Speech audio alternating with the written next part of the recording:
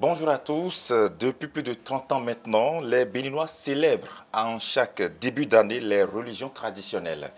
La fête du Vodon, de sa dénomination populaire, est célébrée chaque fois sur l'ensemble du territoire national, d'un couvent à un autre, avec l'implication et la participation active des fidèles de ces religions traditionnelles.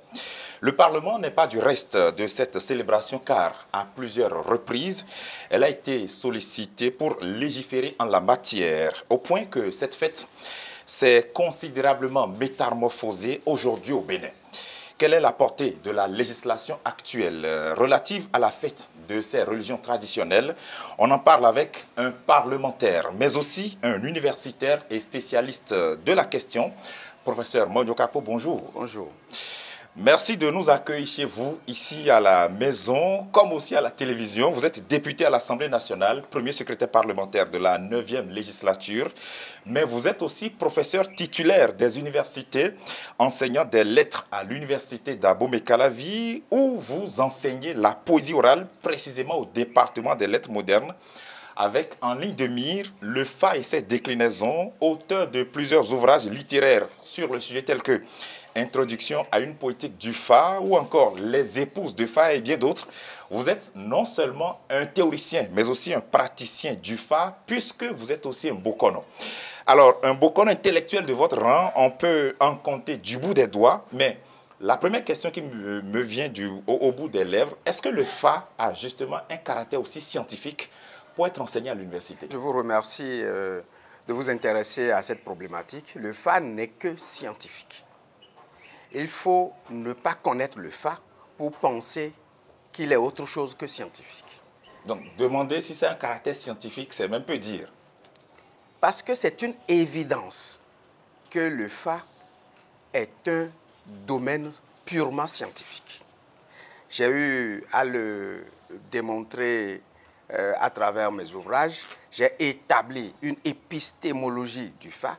Une épistémologie, c'est-à-dire démontrer que l'objet d'étude est un objet scientifique et qu'il peut être ainsi étudié donc scientifiquement.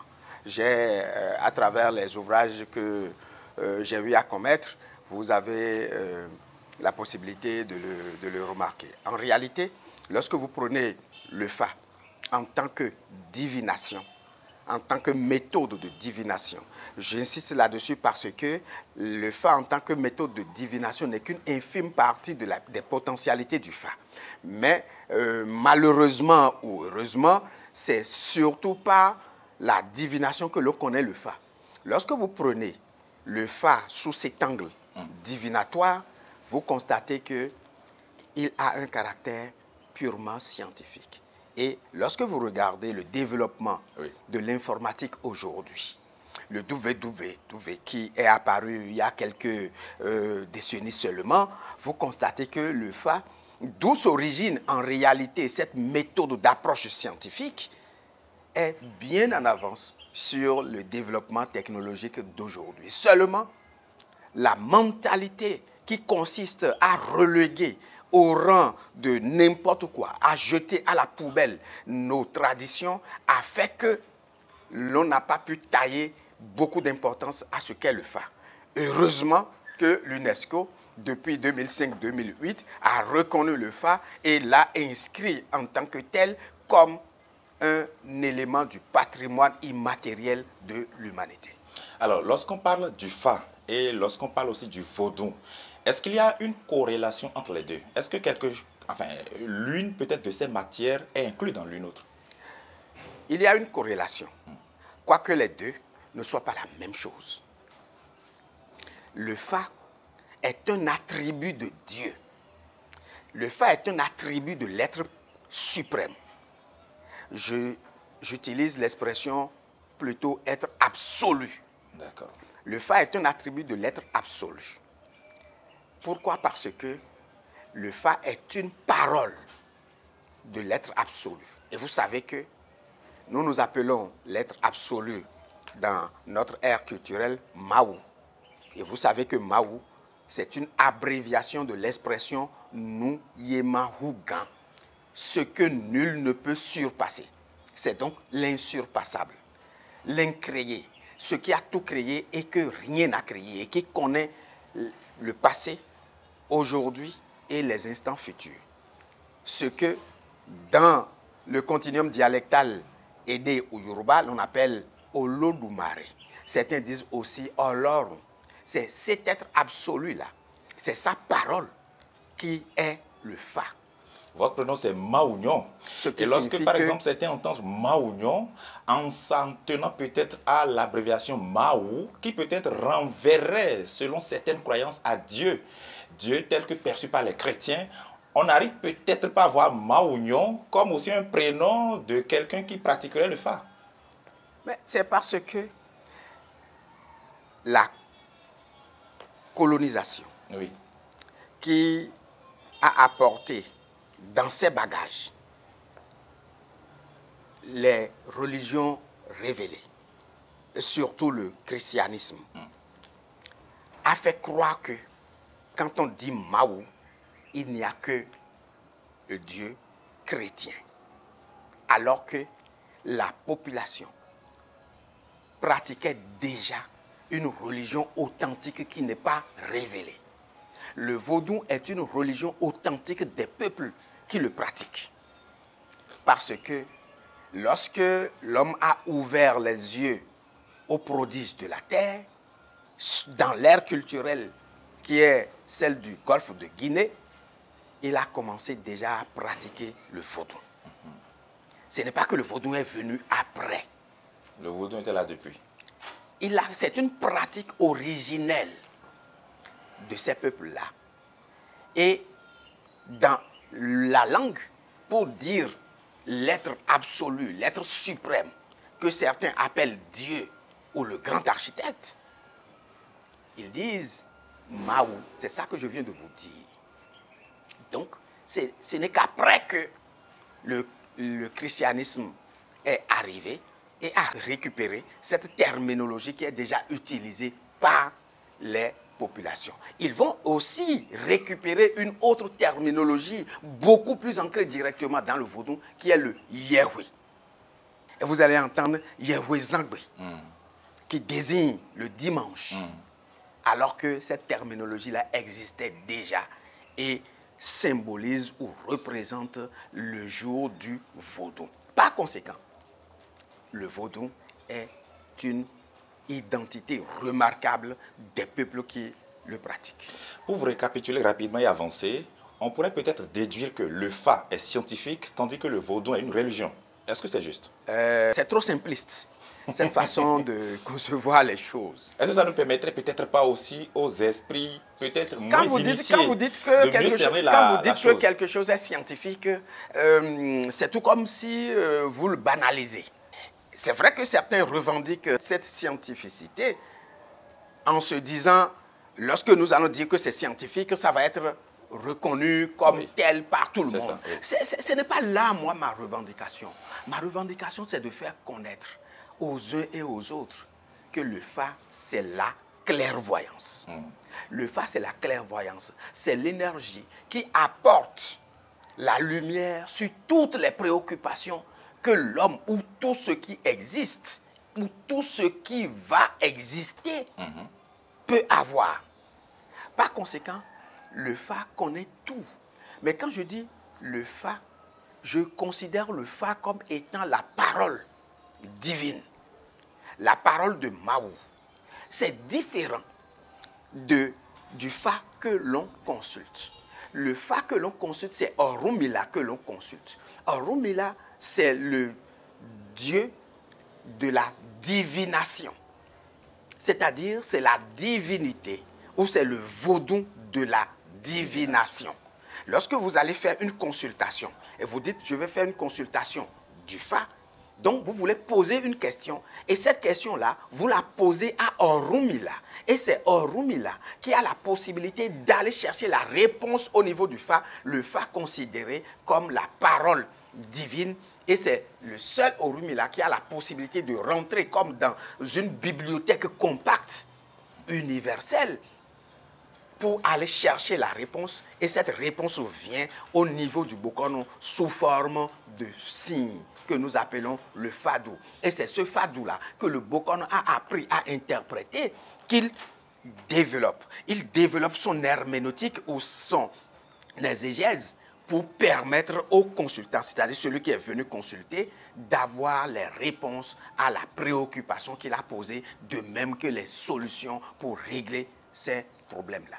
Lorsqu'on vous suit, on se rend compte que la divination ou peut-être la consultation, le fait d'interroger peut-être l'oracle, n'est qu'une infime branche du Fa. Alors que parfois, on a aussi l'habitude de résumer le Fa à cela. C'est parce que l'on ne connaît pas en réalité ce que c'est que le Fa. D'accord. Mais vous avez parlé aussi du vaudou tout à l'heure. Et on sait aussi qu'au Bénin, le vaudou est à l'honneur depuis, je l'ai dit, plus de 30 ans. Votre question initiale, oui, c'était de démêler le vaudou et le Fa. Et le Fa, oui, tout à fait. Je viens de vous donner l'explication sur ce qu'est le Fa. Le vaudou est une émanation de l'être absolu. Si le Fa est la parole de l'être absolu, le vaudou est une émanation. Je parle d'émanation et non d'engendrement. L'être absolu n'a pas enfanté, n'a pas engendré le vaudou. Alors, quelle différence existe-t-il alors? Le vaudou émane de l'être absolu. L'être absolu, c'est une partie de l'être absolu. Ce n'est pas un fils ou un enfant ou une progéniture de l'être absolu. Parce que l'être absolu a plusieurs créatures. Des créatures imperceptibles comme des créatures perceptibles. Parmi les créatures imperceptibles, nous avons les esprits. Et le vaudou fait partie des esprits. C'est sur le plan hiérarchique la créature supérieure. C'est la créature supérieure à toutes les autres créatures. Parce que au-delà des créatures ou en dehors des créatures imperceptibles, nous avons les créatures perceptibles qui sont les éléments de la nature, de même que les trois éléments les éléments des règnes, des trois règnes que nous avons, le règne minéral, animal et végétal. Donc ce sont ces esprits-là qui sont ce que nous appelons le vaudou, avec plusieurs grandes familles que vous connaissez peut-être. C'est ça. Initié en 1993 par le président Nicéphore Dieudonné Soglo, la fête des religions traditionnelles a longtemps été encadrée par la loi 97-31 du 20 août 1997 portant institution d'une fête annuelle des religions traditionnelles. Mais désormais, cette fête est encadrée par la loi numéro 2024-32 du 2 septembre 2024 fixant la fête annuelle des religions traditionnelles au Bénin. On va dire de 1997 à aujourd'hui en 2024. Enfin, là on est en 2025, mais 2024 en termes de référence législative. Qu'est-ce qui a changé dans la matière législative qui encadre la célébration des religions traditionnelles? Vous avez bien fait de faire l'historique de la législation sur cette fête-là.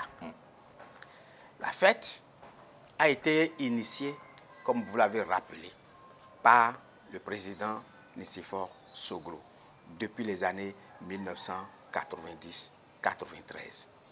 Mais il n'avait pas eu une législation là-dessus. C'était devenu une pratique, quoique cette pratique-là existait déjà avant que le pouvoir exécutif ne la récupère et ne l'institue, sans légifération. Mais ce n'est qu'en 1997, tel que vous venez de le rappeler, que la fête a été instituée légalement. Or, 1997, le président Soglo n'était plus aux affaires. C'est donc le président Mathieu Kérékou qui a signé et qui a promulgué la loi, qui a été votée. Mais la question qu'on pourrait se poser, c'est pourquoi consacrer une législation aux religions traditionnelles? Je suis en train de vous l'expliquer. Le vaudou est l'identité remarquable des peuples du Golfe de Guinée. L'identité remarquable, c'est-à-dire lorsque vous êtes dans le monde entier et que vous êtes en train d'indiquer le pays d'où vous venez, ou la région d'où vous venez, et que l'on ne se retrouve pas exactement, vous appelez le nom du vaudou et on vous situe en même temps. C'est ça l'identité. C'est-à-dire que quand on prend tous les peuples qui habitent cet espace géographique, on peut se demander, mais qu'est-ce qui les caractérise tous ensemble sur le plan culturel? C'est le vaudou que vous allez trouver. Le vaudou et le fa, bien entendu. Quoique le vaudou ne porte pas le même nom dans tous les pays de cette ère géographique. Il y a des noms différents, mais c'est la même pratique.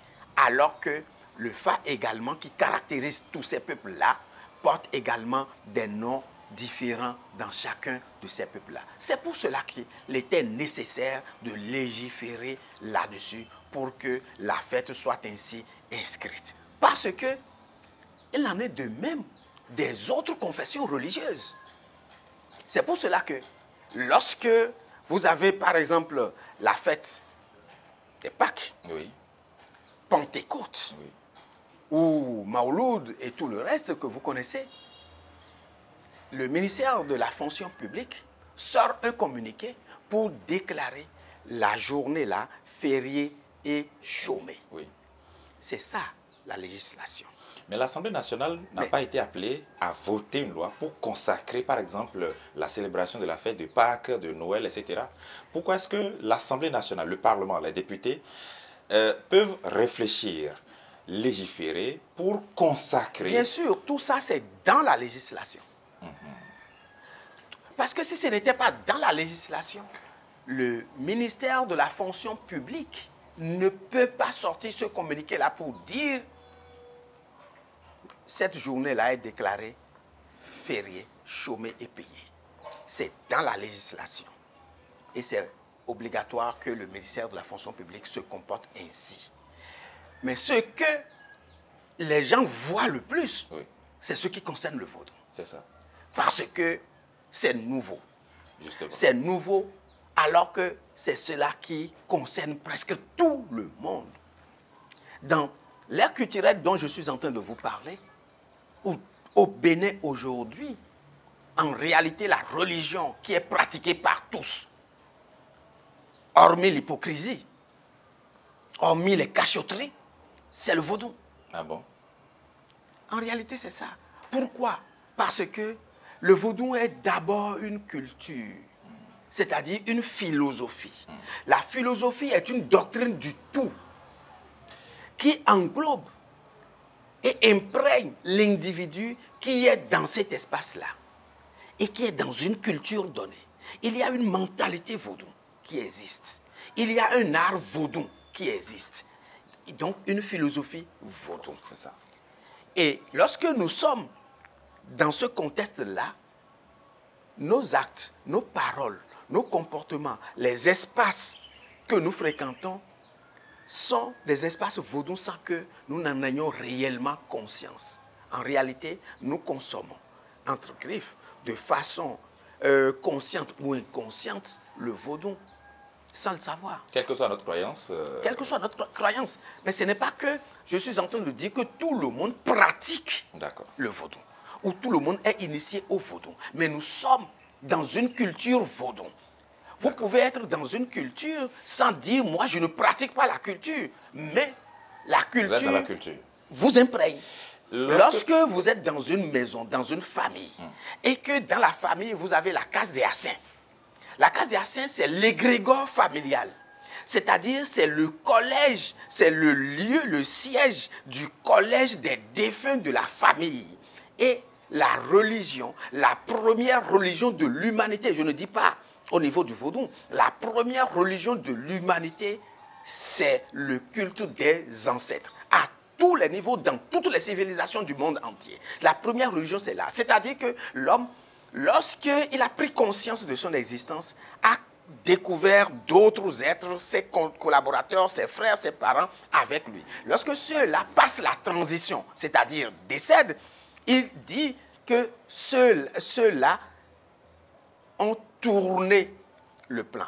ils sont allés sur un autre plan. Donc, ils continuent d'exister. Mais ils sont donc sur un plan beaucoup plus élevé. C'est pour cela que ceux-là qui sont décédés, leur esprit est supérieur à l'esprit des vivants. C'est pour cela qu'eux, ils peuvent voir les vivants sans que les vivants ne les voient forcément. Ne les voient forcément. Ils peuvent les sentir. Et alors, cela provoque la panique. Et on va consulter le Fa pour dire, ah, pourquoi celui-là qui est parti, je le vois. Donc, lorsque tous ceux-là sont décédés, on va récupérer leurs esprits qu'on cristallise à un endroit donné dans la maison par l'intermédiaire des rituels appropriés et on les identifie par des autels portatifs que nous appelons le Hassin. Donc, lorsque vous êtes dans cette famille-là, avec cet égrégore qui vous protège d'une façon ou d'une autre et que vous dites que vous êtes d'une autre religion, la tolérance excessive du vaudou vous permet de le faire. Mais l'origine vous protège. C'est comme ça. Alors, lorsqu'on prend par exemple les deux textes de loi que j'ai évoqués tout à l'heure, qui ont pu évoluer, la loi de 97 et la loi de 2024, on a parlé de religion traditionnelle. La première loi parle d'institution d'une fête, des religions traditionnelles. Une fête annuelle des religions traditionnelles. Et la deuxième aussi parle d'une loi fixant la fête annuelle des religions traditionnelles. Parlons de religion traditionnelle. Est-ce qu'on est en train de désigner directement vaudou ou y a-t-il encore une autre réalité autre que le vaudou qu'on retrouve dans la terminologie religion traditionnelle? Lorsque nous utilisons la terminologie vaudou, le vaudou en tant que terminologie est tardif. C'est-à-dire, c'est venu bien après. Ce n'est pas l'appellation originelle de la pratique. Il y a la pratique, mais il y a l'appellation. Au départ, dans l'ère culturelle, dans le continuum dialectal B, c'est-à-dire toutes les cultures où, en voulant désigner la langue que l'on parle et non l'organe, en voulant désigner la langue, on dit B. Dans ce continuum-là, pour désigner initialement la pratique que nous connaissons aujourd'hui sous la terminologie du vaudou, on utilisait le mot humbo. Humbo. C'est pour cela qu'il y a le humbonon. Le humbonon, le prêtre du humbo. Le hum, c'est le nom générique. Le hum, c'est le nom générique du vaudou. Comme en Yoruba, on dit Orisha, qui est le nom générique de ce que nous appelons le vaudou. Mais c'est donc plus tard que le mot vaudou est apparu. Et comme le mot vaudou est celui qui est utilisé le plus largement possible aujourd'hui, surtout également à l'extérieur du pays et du continent, parce que vous savez que le vaudou est pratiqué aujourd'hui dans le monde entier, on a dit il vaut mieux utiliser le mot vaudou pour que cela puisse rassembler un grand nombre. La terminologie religion traditionnelle, qu'on utilise le mot plutôt vaudou pour que cela puisse rassembler un grand nombre. Mais lors de la légifération, on a préféré le mot religion traditionnelle pour que tout le monde initialement puisse se reconnaître dans cette loi-là. Parce que vaudou, ça pourrait Parce que tout le monde ne l'appelle pas la pratique vaudou. Tout le monde ne l'appelle pas vaudou. Lorsque vous allez dans la partie septentrionale de notre pays, ils ont d'autres terminologies pour pouvoir désigner la même pratique. Mais lorsque vous devez légiférer, vous devez choisir une terminologie dans laquelle presque tout le monde se reconnaît immédiatement. C'est pour cela que cela a été fait ainsi. Mais lorsque le gouvernement initie des fêtes dans le format des Vaudou Days, on a préféré le mot vaudou qui va au-delà des contrées africaines. C'est ça. Alors, on sait qu'à l'article 2 de la loi numéro 2024-32 du 2 septembre 2024 fixant la fête annuelle des religions traditionnelles, on a dit que la fête désormais des vaudous, donc la fête des religions traditionnelles, elle a lieu le deuxième vendredi du mois de janvier de chaque année sur l'ensemble du territoire national. Avant, c'était dit 10 janvier. Mais là, il faut peut-être permettre à nos téléspectateurs, auditeurs, de le savoir. C'est chaque deuxième vendredi du mois de janvier.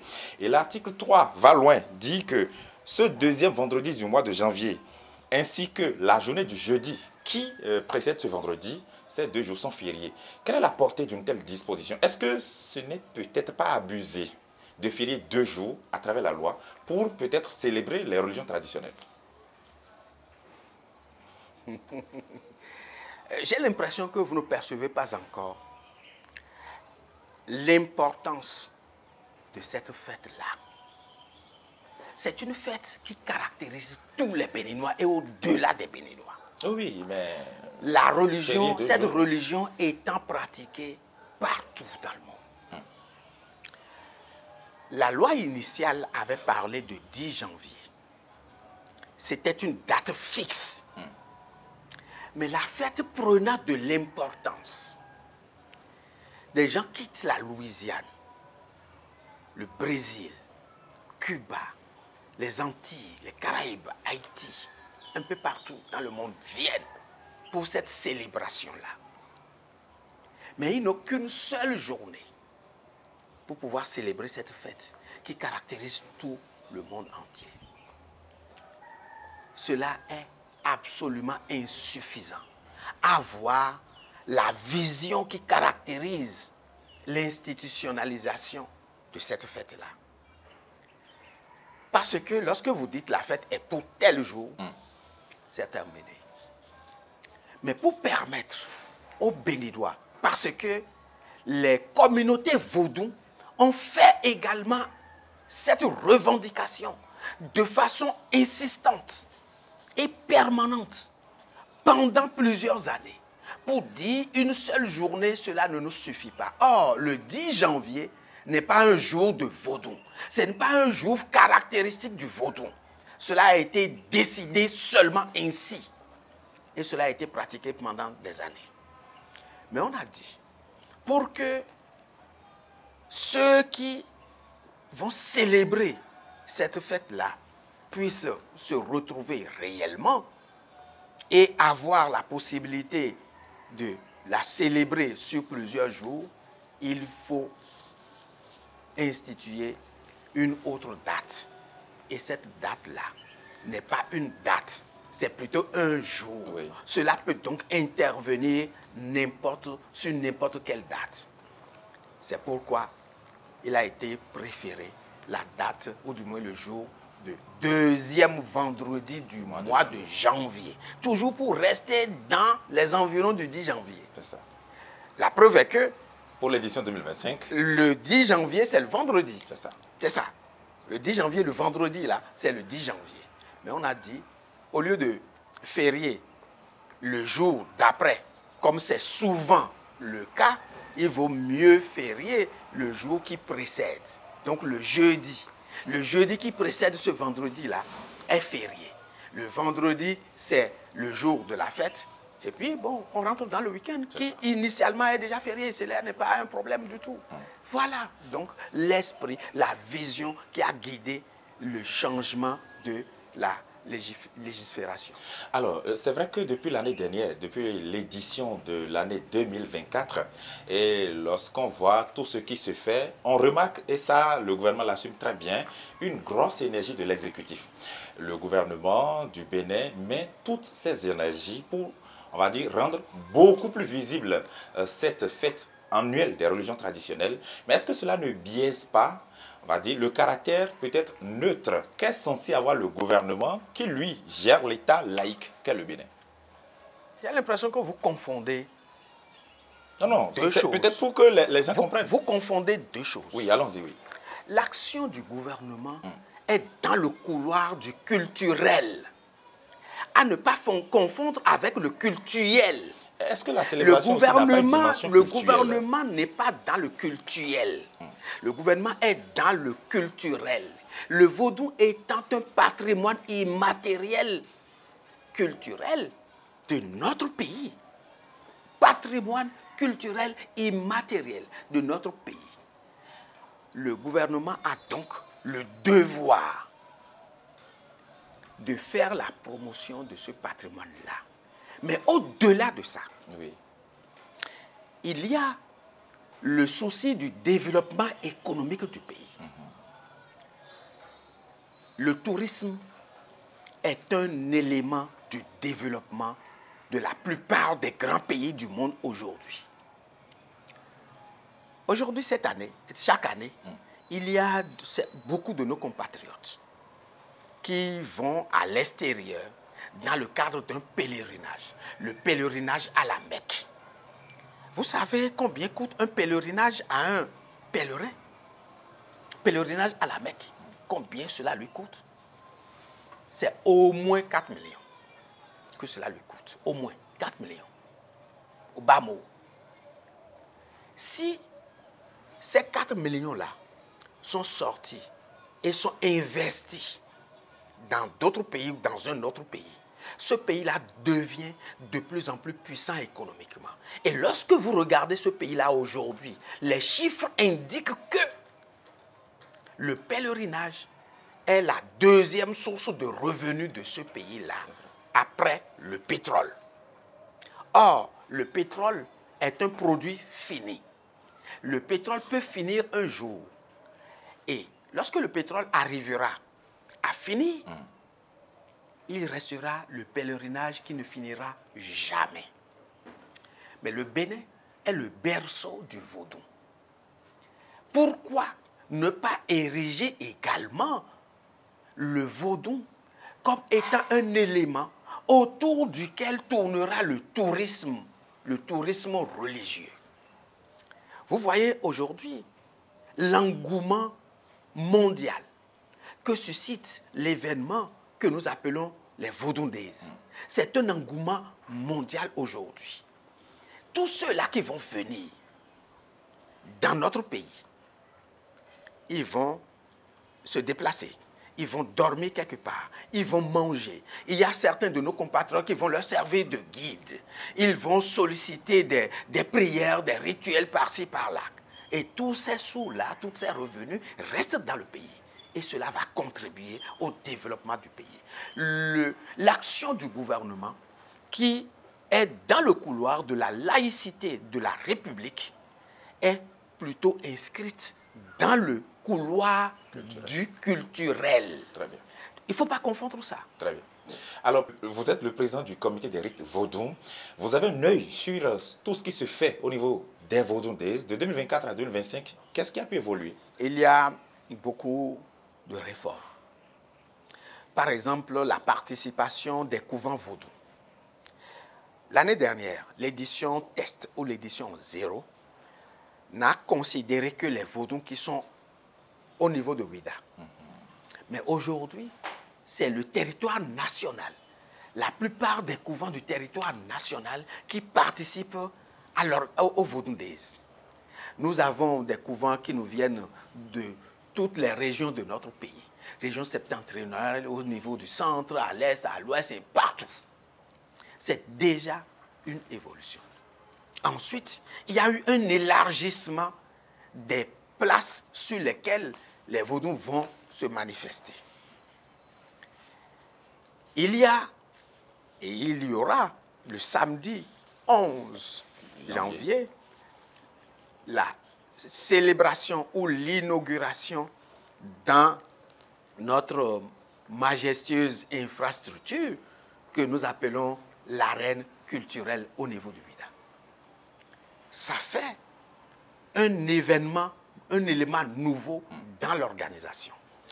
Dans cette même organisation, vous savez que le 10 janvier, il y a ce que nous appelons la grande cérémonie vaudou avec la procession des vaudous, avec la consultation du Béné Tofa.